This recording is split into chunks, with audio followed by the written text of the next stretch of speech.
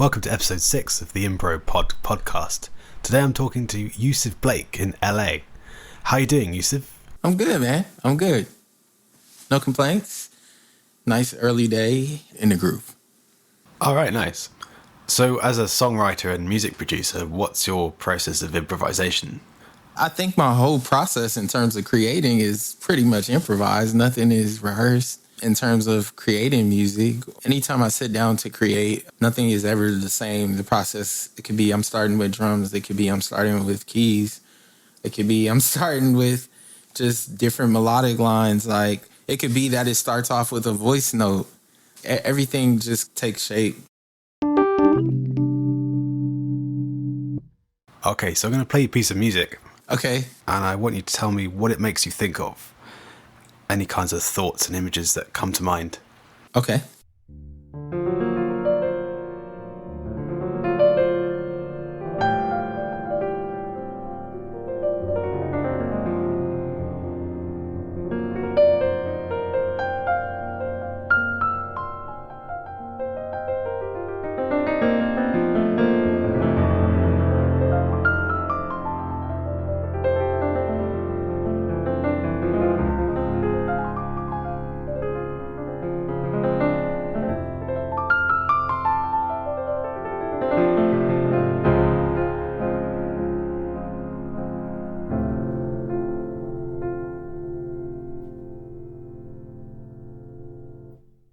That was beautiful. Okay, let me get off the slight high right quick of listening to that. It almost feels like you're walking up a staircase of glass, clouds. And as you improvise across like the higher keys, it's almost like twinkles like rain falling as you're walking up this staircase, up this glass staircase. But it feels good, and it has moments of where the chord may feel like it's going dark, but the preceding chord is light. So it stays in this space of dark but light. There's a delicateness, but there's also a prestige about the chord selection that you were playing. And just the notes, there's a elegance to it as well, which is why I mentioned glass.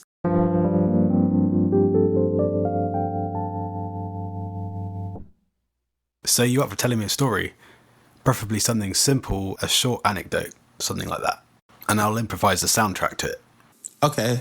Give me 1 second. I'm about to think about it. Okay. So the one that I can recall being at my grandmother's house, and my uncle and I had to go to the shed or garage, as you say, to get something. So as I walk in, he walks out as he gets what he needs. And I'm thinking that he's leaving me in there intentionally. So I run out and I'm like, Uncle Paul, I'm going to kick your ass. Because I'm thinking that he was intentionally trying to lock me inside the garage, and I'm a little kid. And then my mom actually heard me saying this. So it was just funny, like this little kid, not too tall, like saying this to this adult, getting upset. So yeah, he had no intention on locking me out or anything. Okay, so if I break the narrative down a bit, you've got the moment where you go into the house and you're with your uncle, and then you go into the garage, and then he leaves you there, and then there's this sense of fear and this sense of panic that you're trapped in there, and then it kind of gets resolved because you realise you can escape. All right, here we go.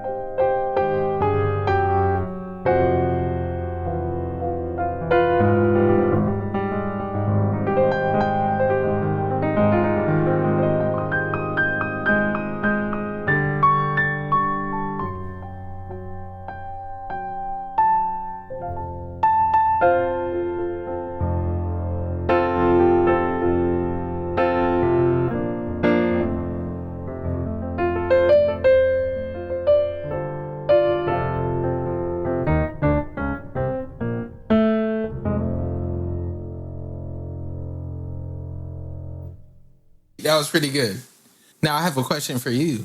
Do you remember everything you just played? So not really. I imagine bits of the story as I play along, and if I was to play it back to you, I wouldn't be able to remember much of that at all. One or two phrases, maybe. It's like the first part reminded me of taking a walk, right? Like we're taking that walk out the house outside. And then the second part is like we're in this creepy garage, and then it's like, oh, these notes are moving and fluctuating. It's like, oh, wow. Then the comedic effect came when it was like, oh, that's not actually what happened. So you did a wonderful job actually articulating that through your fingers just now. Ah, thanks.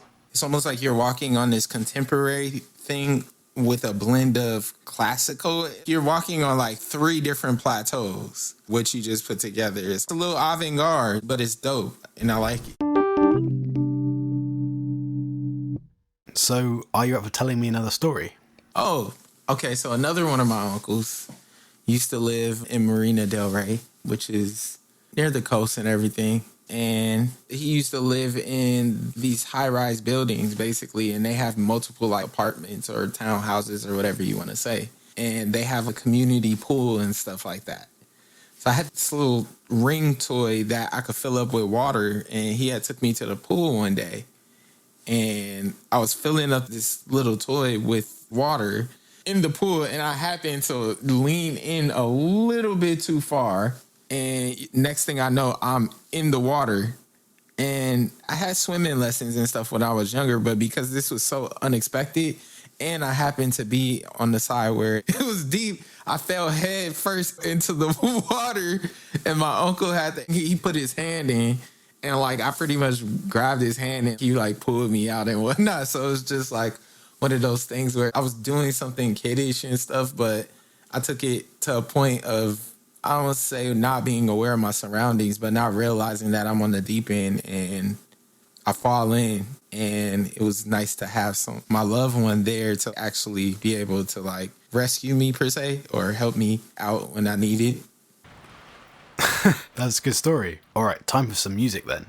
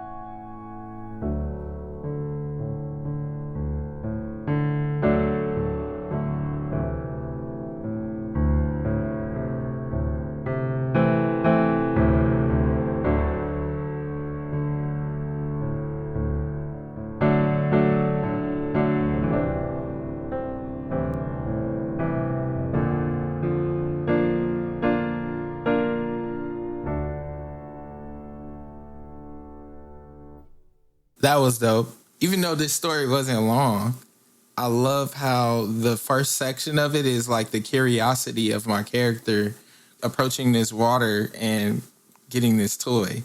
As you're going into this darker scale, abrogated kind of thing, and I fall in. And then it's almost like this Twilight Zone moment as you're playing these notes, like a falling moment. And then it comes back up, and it feels almost like a rescue, like a hero moment. Yeah, I'm glad you picked up on the heroic moment. I was sort of hitting a D major chord there, which is kind of contrast the rest of it. And I wanted to slow it down a bit because I felt that made it easier for me to get my head around the change in emotion. Yeah, I felt the moment when you were insinuating the uncle coming in as a savior. I felt all of those moments. So as I'm playing, I'm sort of exaggerating the story. As you fall in the water, I'm thinking it's, instead of being a swimming pool, it's like an ocean, and there's sharks and there's fish and all sorts of stuff swimming around. And then there's this big heroic moment at the end with your uncle rescuing you from this peril. That's how I kind of imagined it anyway. I have a question, because you're able to come up with this stuff very fast. Have you considered scoring? Yeah, I have actually. I've been looking into that. Good. You have a good sense of story, too, of knowing how to create sonically, knowing how to quickly, too, to match the feeling, the tone, and also the emotion. I'm listening to like your chord selection and stuff like that, and it's like, oh, wow, these are all the right components together. It's a skill. Not everybody has that skill. That's a dope skill. Yeah, thanks. I think when I'm producing music, I go based off what I'm feeling and stuff, but the intentionality of it all is what captivates me, I think, because not only do you get to showcase your improvisation skills, but it also showcases your ability to create a story and to be able to like really channel someone's emotion. Oh, great. That's good to hear. In a world where you must improvise to survive, there's all magic, stories, everything that's needed. Magic from the fingertips. Bro, that should be your tagline right there. Yeah, I like it. What about, it's piano licking good? That's cheesy. All right, one more story then. Just keep it super simple, you know? There's a story. I'll never forget this story. So my mom was dating this dude, and I didn't really care for the guy at all. I was a kid, no more than like 9 years old, and I had never experienced what eggnog tastes like, right? I never experienced it, but I saw that it came in a milk carton, and I thought it was milk. So the guy that my mom was dating, he had bought some eggnog, and I saw it in the fridge, and I went and was drinking it. I was like, this is good, right? This is really good. Like, I love eggnog to this day, but I didn't know at the time what it was. I just thought it was like some sweet milk. So I drink up all this eggnog. Like, he must have bought like 2.5 gallons, and I drink up all of it, dude. So he like gets upset and he yells at me, right? After that, I started realizing that this dude, because he had kids that were teenagers at the time, I started realizing that this dude's initiative was to take me out the picture in a way to make his kids like a focus. And one day I was like doing a puzzle. I was already pissed because of the eggnog thing. And he came and said something in my ear. And I got really upset and like I just went off and I was like, get your shit, get out. I'm a kid, dude. And my mom was like, I've never seen him get like this upset like that. So obviously she was like, you gotta go, bro. So I'll stop right there. All right, music time then. Here we go.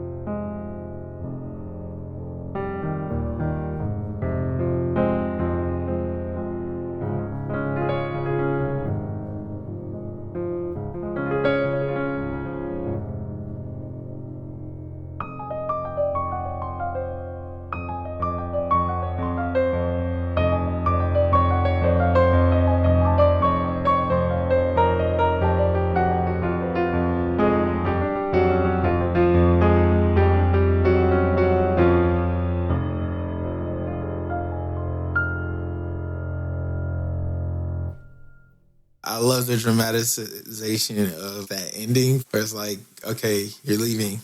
You're leaving. You're out. 3 strikes, bro. But I also like the beginning and stuff. Like I like how you progressed into everything. That was dope. What I got out of the podcast is I got to see your skill on a different level. I got to see how when your story is concise and broken down into acts, how for you as a creator, you are able to envision it and make the magic flow through your fingers to create that moment in that scene. And we got to witness the power of improvisation, sitting down unrehearsed without an idea and just creating from what you feel, from what you hear, using all your senses, basically. Your ability to like encapsulate in someone else's story, but create the perfect theme for those moments to match tonally, emotionally. You were walking in it with him. I think those are all like great attributes. Oh, great. Well, thanks so much. This has been very insightful. I hope to collaborate with you on a new track soon. All right, brother. It's always good to see you, man. I appreciate you. All right. Bye, man. Join us next week for another episode of Impro Pod. Thanks very much for listening.